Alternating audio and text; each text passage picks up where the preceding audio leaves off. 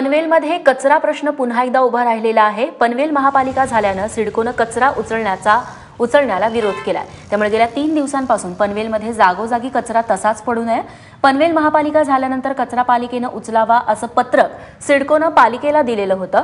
मात्र पालिकेनं यावरती कोणतीही भूमिका घेतली नाही। अखेर सिडकोनं कचरा उचलणंच बंद केलंय। दरम्यान पालिकेनं कचरा व्यवस्थापन करावं यासाठी सिडकोनं 3 महिन्यांचा वेळ दिलेला असून आजपासून पुन्हा सिडकोनं कचरा उचलायला सुरुवात केली आहे। मात्र 3 दिवस कचरा न उचलला गेल्यामुळे नवी मुंबईतील खारघर, कामोठे, कळंबोली तसंच पनवेल परिसरात घाणीचं साम्राज्य दिसून येतंय।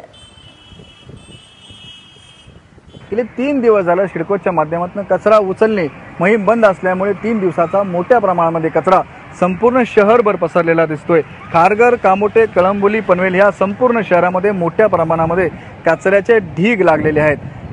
सर्वच ठिकाणी कचरा पडल्यामुळे भर पावसामध्ये साथीचे रोग निर्माण होण्याची दाट शक्यता निर्माण झालेली आहे। एकीकडे मलेरिया तर दुसरीकडे स्वाईन फ्लूची साथ येण्याची शक्यता असतानाच अशा प्रकारे गेले 3-4 दिवस झाले सिडकोच्या माध्यमातून अचानक कचरा उचलणं बंद केल्यामुळे सर्वत्र नाराजी व्यक्त केली जाते।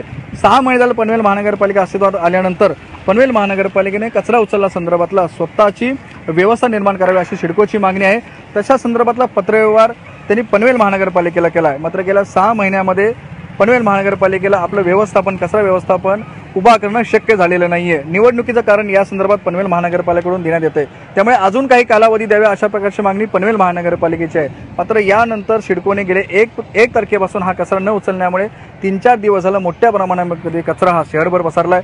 मात्र आता आज 3 महिन्याचा अल्टिमेटम सिडकोने परत एकदा पनवेल महानगरपालिकेला दिले। त्यामुळे येत्या 3 महिन्यामध्ये जर पनवेल महानगरपालिकेने कचरा उचलण्यासंदर्भातलं व्यवस्थापन स्वतः नाही केलं तर मात्र त्यानंतर सिडको कचरा उचलणं बंद करणार असल्याचं सिडकोकडून सांगितलं जाते। आज जरी सिडकोने हे आपलं कचरा उचलणं ही जी प्रक्रिया आहे ही जरी आज सुरू केली असली तरी अद्यापपर्यंत शहरामध्ये कचरा असाच पडू नये। त्यामुळे सिडको आणि महानगरपालिकेच्या भांडणामध्ये भरडला जातोय तो सर्वसामान्य पनवेलकर।